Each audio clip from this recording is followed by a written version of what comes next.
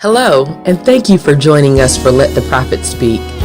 The 2017 Healing the Whole Woman Conference Cruise was held aboard the Carnival Fantasy.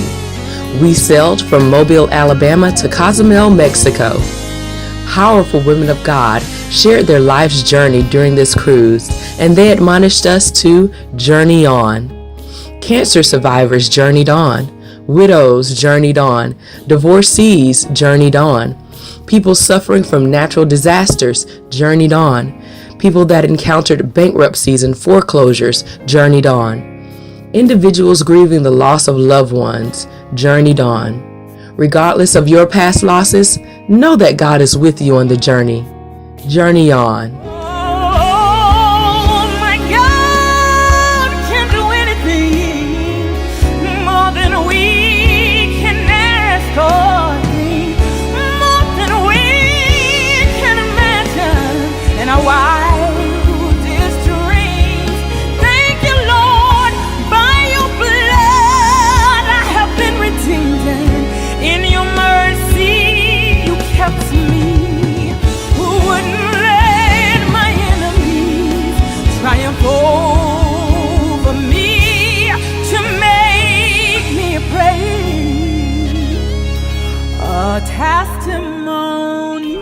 You and your husband, first your husband was diagnosed with cancer and you walked him through it. Did you have any idea that you would be later diagnosed with cancer? What kind of cancer were you diagnosed with? And tell us about that journey. Okay.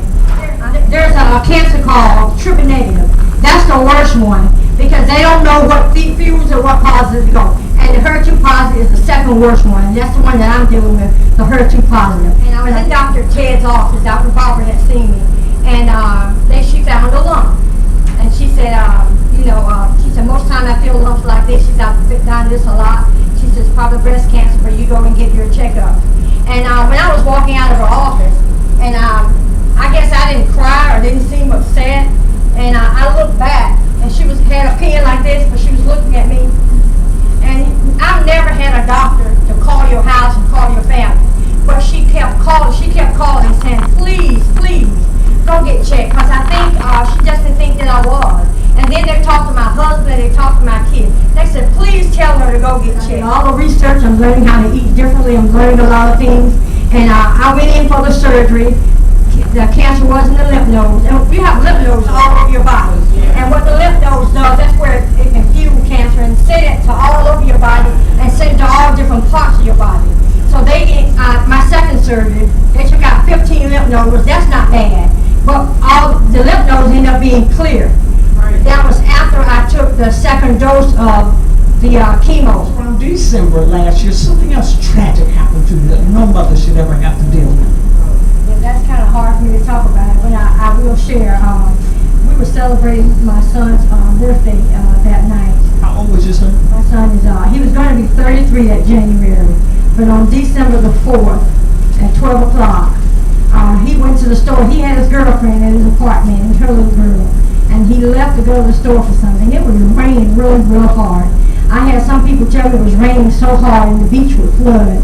And somehow he got in an automobile accident, and he was trying to avoid hitting someone on a motorcycle and lost control of the car, and the car flipped and it killed him. And that was just after celebrating my husband's birthday. And my husband, I didn't realize what he was going through until after my son died. He was worried about losing me because he heard the diagnosis of my cancer.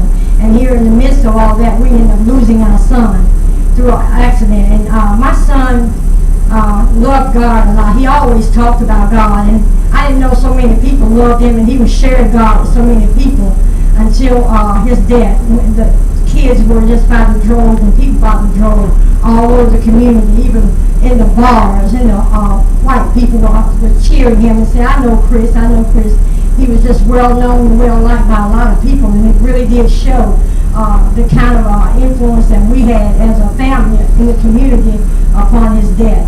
But that was very devastating, and it still is. I remember he kissed me that night, goodbye. He kissed me, I can still feel that kiss on my forehead. And prior to that, it was the week of the Christmas parade. He took his girls to the Christmas parade, and they were all on his back just having a good time. And, that next morning they got up, they were talking about what their dad had done with them, but they didn't know. We had to tell them that he was gone.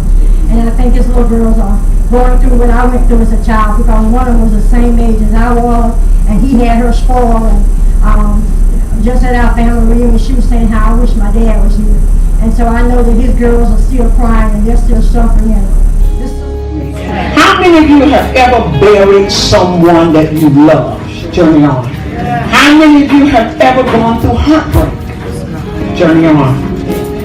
How many of you have ever experienced an unwanted divorce? Journey on.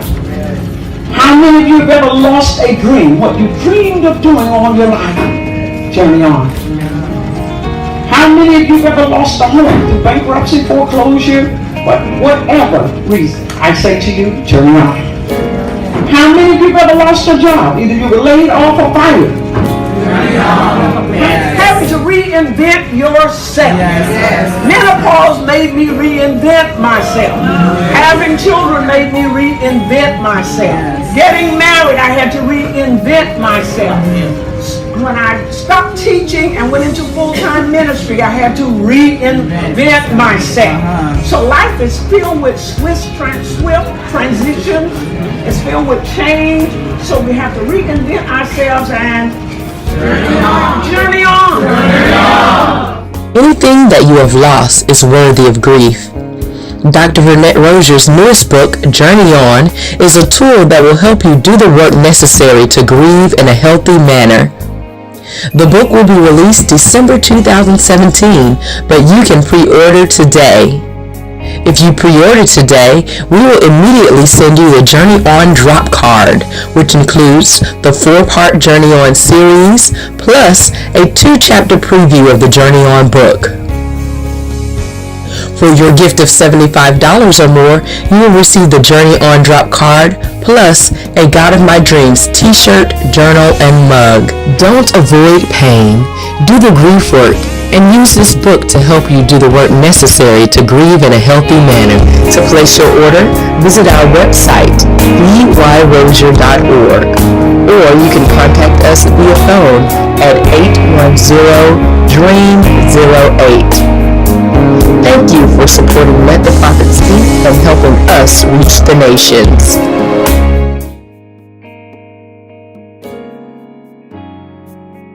Again, you've encountered more ridicule from family and from people that you love the most. They tried to paint over who you are and tarnish your reputation, but you have just to survive by tying a knot in the end of a rope and just hanging on. There were times that even a suicidal spirit showed up and tried to bait you to just take your own life. But because you believed that there was more to life than what you had seen and what you had heard, and you kept reaching for the Lord, and you were even divinely guided today to be in this setting. As I look back the first time I noticed, I saw footprints go ahead of you, and the Lord divinely guided you. And it's like your thought said, I'm going to take a chance. And all they can do is ask me to leave out, or otherwise I'm going to stay in. And you took a chance, but it was provision that the Lord made for you, because you have words in your mouth that's going to light other individuals. You have people that are traveling with you that you can empower them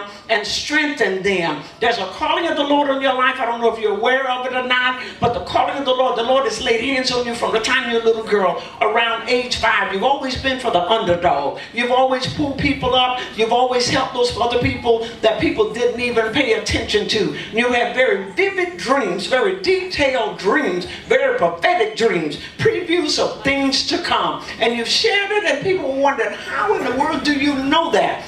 And you're not one that's necessarily looking for the limelight or the pulpit. You're just looking for the well done, thy good and faithful servant. You want to know that you are pleasing to the Lord, and your ways and actions have pleased the Lord. So look for an increase. Where there's been struggle, there's been a struggle in your life, and the struggle even of getting on this cruise. You had so much warfare and opposition that was meant to block you, but you persevered, and you're coming to the end of the season of pain, the season of torment, the season of being misread and walking into a season of exalting and edifying and building others up. I feel this healing in your right hand as you lay hands on the sick. I feel them being made whole. There's a prophetic mantle over you and in you because of the calling of the Lord on your life. I want to encourage you to journey on because God has been with you on the journey. Amen.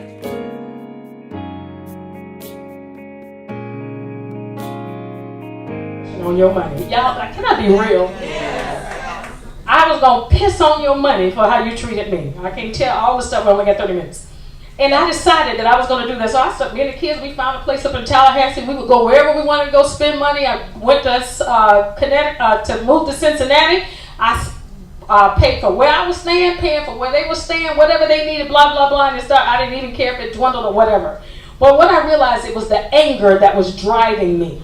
It was such an anger that I had developed not a dislike for men, but if a brother gonna step to me, I'll show you. I will manipulate you to the ends of the earth, and you will not be able to get through this armor. Anybody there? I was to that point. And I'll never forget standing in a church service, and Pastor Dr-Vernette-Rosier prophesied to me and said, I hear you saying you're not going to get married again, blah, blah, blah. And she went through the prophecy. She said, but I hear God. I was like, oh my gosh. Davern looked at me. I looked at Davern. I was like, oh my gosh, I got to get married again. Yeah. So I was like, okay, God. What I had not done is grieved my marriage appropriately, because the anger, you get stuck in anger, it's not going to help you. So I did have moments when I would cry, but I would cry because I missed the institution, not understanding what had happened in the relationship. And the other thing that I didn't realize is that I had not paid attention to what was crying out on the inside of me. So my life after divorce began with discovering me. So I had... Till I got to Daytona Beach is when I lost my virginity. And I'm going to share out of my book that I wrote the descriptive of how I actually lost it. So if you have not purchased my book, it's everything in here and it's very entertaining. Okay, so it says, the pastor wanted to become closer with me and started having me meet him at hotels. At the first meeting in Ormond Beach, Florida, it was near a highway and many truckers would rest there. He told me to get a room in the back of the building so no one could see our vehicles. Full of fear, I entered a hotel room and sat down shaking and crying. I felt so alone. Nobody knew what was about to happen to me or what was about to be done to me. I didn't know what was going to happen. I continued to cry and peeking out the window to see if anyone saw me come in. I would think to myself, I hope I wasn't followed to this place. I paced back and forth in the room wondering if I would be okay or not. Rejection and abandonment, I'm from California, so being in California and I have absolutely no family in Daytona Beach. It was just me. There was no one that I could call. The only person that I could call was Revette, and she had died. So I'm sitting here like, okay, who can I tell this to? I didn't have a good relationship with my mother, and I didn't have a good relationship with my father. My siblings were out of the question. I didn't know all these people in the church. Come to find out later, he was trying to do all the stuff with the people in the church. So because of me, my relationship with God, I kept saying, I don't know what I'm going to do. I can't get married because then they know I'm a virgin. Because growing up, it was drilled in me that you must keep yourself until you're married. Because if you don't, you are a great sin and God won't be pleased with you. So I want to scream and fuss. There's a little girl in all of us. Sometimes I just want to sit and pout. There's a little girl in all of us. Sometimes I just want to talk and talk and talk and talk. There's a little girl in all of us. Sometimes I just want to hear I'm pretty. There's a little girl in all of us. Sometimes I just sit and stare. There's a little girl in all of us. Sometimes I want to dress up and look pretty. There's a little girl in all of us.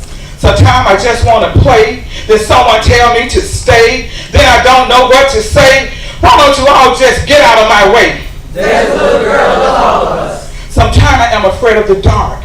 even the sound of a doggy bark. There's a little girl in all of us. Sometimes I just want to cry and I don't even know why. There's a little girl in all of us. The little girl in all of us, she has a voice. She needs attention. However, she must learn her proper place so she can win this race. Let her know you see her, you feel her, and you hear her. Also let you know you can also let her know that you control her too. That little girl in all of us, there's a proper place for her. Not now, my dear. It's time for the wife in me to be, or the mother to be. So little girl in all of us, hush your fuss. I am going to deal with us. I am not out of touch. There's a little girl in all of us. Journey on. This was my first encounter of sexual assault. It was called statutory rape. As an 18-year-old, took my virginity at the age of 14, and I had my baby at 15. He denied my baby being his. Also, he had another baby born 3 days after mine. And when he came to the hospital to see his son, he took a peep at my daughter. He didn't even come to see me. He had 3 babies born that same year. There was 2 other girls that he took their virginity to. I just could talk to them later. Several years later, after having my baby, I was 15, and I was grown because I had a baby. And one night I decided I was going to go hang out and go to a party. You know, I was grown, had to get my groove on. My mom told me to stay home. I'm like, I ain't staying home now. I'm grown. She never liked me anyway, so you keep this baby. I'm going out and have me some fun. I ignored her. So on the way home, I saw these 2 guys, and I'm like, can I get a ride home? They're like, sure, Renee, Cotton Candy. That was my name then because I had it going on. I was a diva, you know. I was Cotton Candy, soft and sweet, baby. So Miss Hot to try get in a car with these 2 guys. They lived in my neighborhood. So they like, Renee, we're going to make a little stop to pick up some stuff. You want to ride with us or you want to go home? I'm like, I'll go with y'all to get some stuff. Y'all going to give me something? They're like, yeah, you can get a little bit. I'm like, all right. So give me a little bit. So we go down this long, dark road. I began to get a little scared then. Where they going? I used to copy my stuff in the daylight. You know, at a little light. They going all in this darkness. I can't see nobody. I began to get a little frightened. And then suddenly, after we stopped down this long, dark road, these men came running out of the woods. And suddenly I feel a gun to my head and a bag over it. And I heard someone say, don't you move. Don't you say anything. We've killed plenty of women, and what we care about killing a blank to the blank, there's nothing. I began to cry and panic, like, oh no. And they took one of the guys out of the car, and they was doing different things. And I felt this gun back to my head again, and they looked in my purse and took my little money I had, all my jewelry. And then they looked at my driver license, and they called out my address, 2639 Midway. We know where you stay. And I heard this voice say to me, if you do what they say, you may live.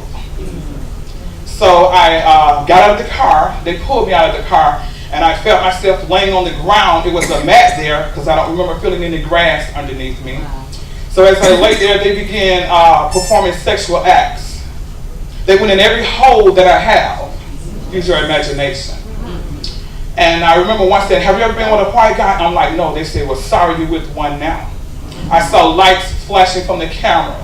It was like a XXX porno movie. And I was the star.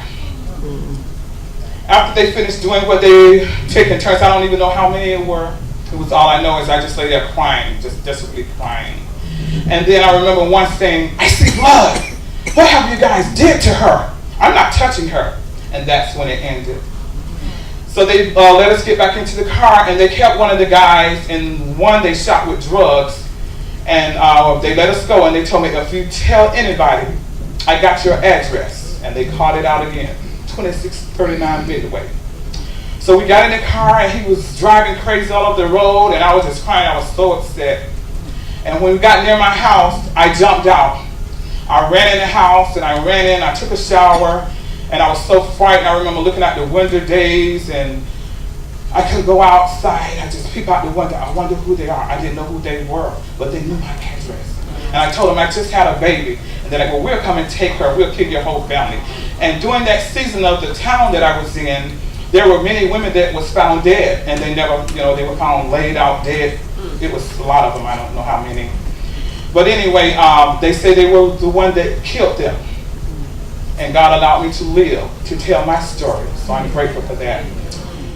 How many of you have ever buried someone that you love? Journey on. How many of you have ever gone through heartbreak? Journey on. How many of you have ever experienced an unwanted divorce? Journey on. How many of you have ever lost a dream? What you dreamed of doing all your life? Journey on. How many of you have ever lost a home through bankruptcy, foreclosure, whatever reason? I say to you, journey on. How many of you have ever lost a job? Either you were laid off or fired. Journey on. Having to reinvent yourself. Yes. Menopause made me reinvent myself. Having children made me reinvent myself. Getting married, I had to reinvent myself. When I stopped teaching and went into full-time ministry, I had to reinvent myself. So life is filled with swift transitions. It's filled with change.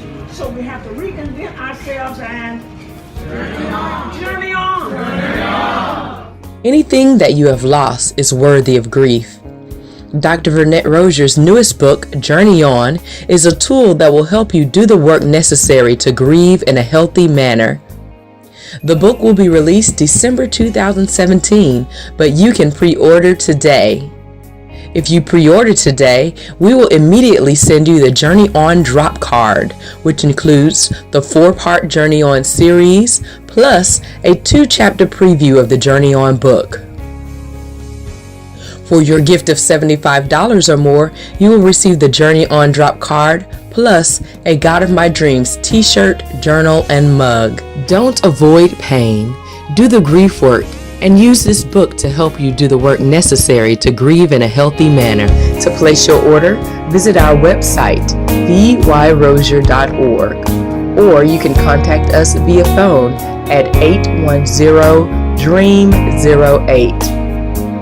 Thank you for supporting Let the Prophet Speak and helping us reach the nations.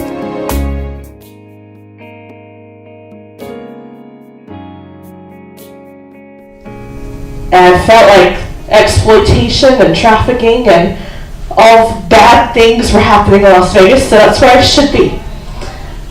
I graduated my degree, and after many times of trying to get to Las Vegas, I'm sitting in the office of my pastor, sobbing, saying, "Pastor, have I missed it? Because every time I've tried to get to Las Vegas, it's fallen through, doors have closed in my face.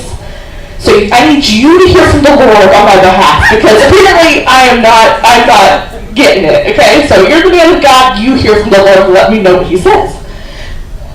And the moment that came out of my mouth, I felt the Holy Spirit so clearly speak to me, and he said, "Nicole, before you can have a burden for someone else's city, you have to allow me to give you a burden for your own city."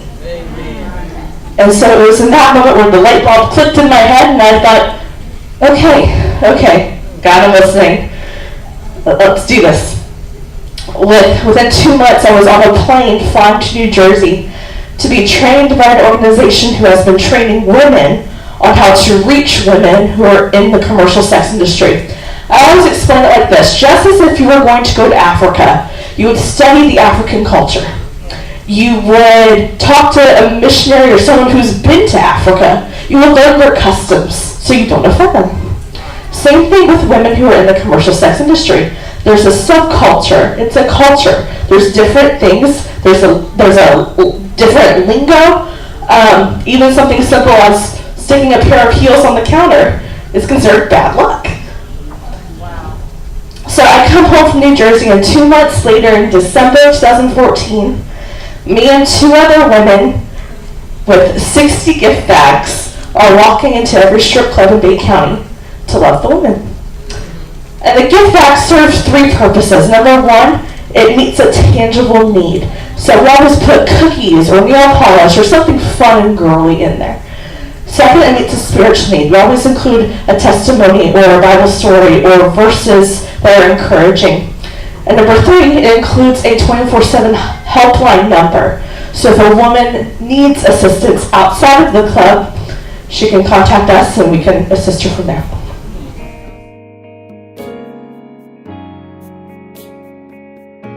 I want to say you're going into orbit. You're going to a different place. And you're going to find, I kept seeing you walking these particular streets, and as you're walking these streets, it seems like the climate changed much quicker than it changes in Florida, but you're meeting kids that the parents have been prostituting the little kids. You're meeting them, you're healing them, you're greeting them, you're helping to rebuild their self-esteem, and I felt this emotional healing gift that's down on the inside of you, and it works this way. Your words are so powerful, you will start talking, and the person will say to you, that is exactly what I said in my mind. That is exactly what I prayed to God this morning. A definite word of knowledge. You'll have the knowledge of what they prayed. A definite discerning of spirits. You'll discern the fears. You'll discern the inhibitions. And the Lord will give you a word that will encourage them. So they will know for certain that they're not forgotten of the Lord. There's going to be a reward for your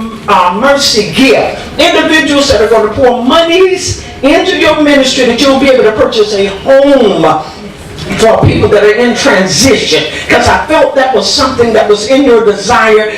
Women that are in transition, you wanted a place that you could put them, that they didn't feel like I've given up everything and I don't have anywhere to go. But a transitional home, I'm seeing that with many, many rooms, and you're just so elated because you've taken little care for yourself and you've invested a lot of care into others. And this is going to be a donation, and this person that's going to make the massive donation will, I feel, almost like billionaire status. They don't want any recognition. They don't want any, there's no claim to fame, but they like what you are doing. And because the Lord is pleased with what you're doing, He's going to bless you. Because I heard this part, because she's been faithful over what I've given her, I'm going to bring an increase. And now there's a car that's pulling up to this house, and the car also belongs to Lavish Ministries.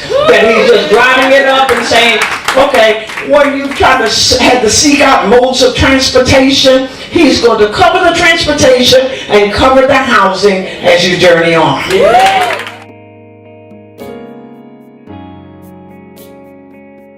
Conference, the highlight today was? Okay, so Dr. Vern gave me two specific confirmations. Number one was she spoke about us receiving a transitional home, which is very specific. Those words, transitional home, is what we've been praying about for years. Wow. Okay. And then also a vehicle. That's also a huge need, and just receiving the encouragement that those two things were going to come to pass was highly encouraging. And the women's conference in general was incredible. Everyone's so real and raw and very, very awesome. Good. We're so glad to have you.